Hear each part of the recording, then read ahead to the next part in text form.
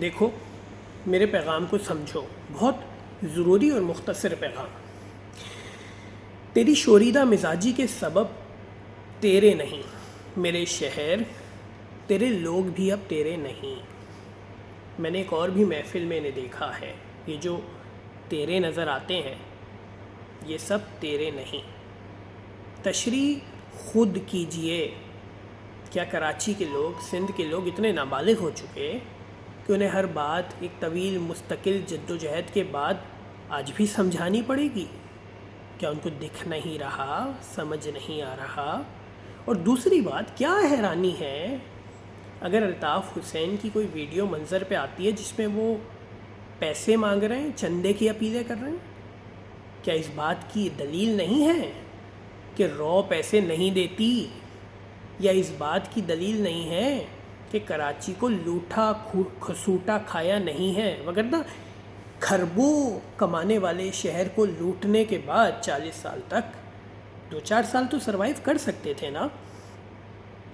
کیا حیرانی ہوتی ہے آپ کو اگر الطاف حسین کی ویڈیو ایسی آ جاتی ہے جہاں پہ وہ اپنے گھر کا فرش دھو رہے ہیں، یا کھانا بنا رہے ہیں، یا کپڑے سی رہے ہیں، یا نشانے بازی کر رہے ہیں؟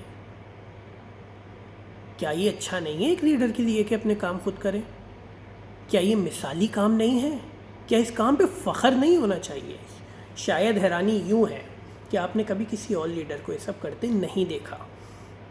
اور دوسری بات، یہ ویڈیوز کیا لیک ہوتی ہیں؟ کیا کوئی آدمی اتنا قریب ہے جو بنا کر وائرل کر دیتا ہے؟ جی نہیں، ہم ایم کیو ایم اس کو فخریہ پیش کرتے ہیں، کیونکہ ہم چاہتے ہیں کہ لوگ دیکھیں کہ کس طریقے سے ہمارا لیڈر اپنے کام خود کرتا ہے۔ اور نہیں جی، یہ ابھی کوئی نیا دستور نہیں ہے، الطاف بھائی پہلے دن سے ایسا کرتے آ رہے ہیں۔ آپ لوگوں کو اس لیے پتہ نہیں تھا کہ یہ باتیں اس طریقے سے باہر آتی نہیں تھیں۔ آخر میں عباس تابش صاحب کے 2 مصرے جو بڑے اچھے لگے، دل کو بھائے، اور یوں لگا جیسے کسی نے ہمارے حالات بیان کر دیے۔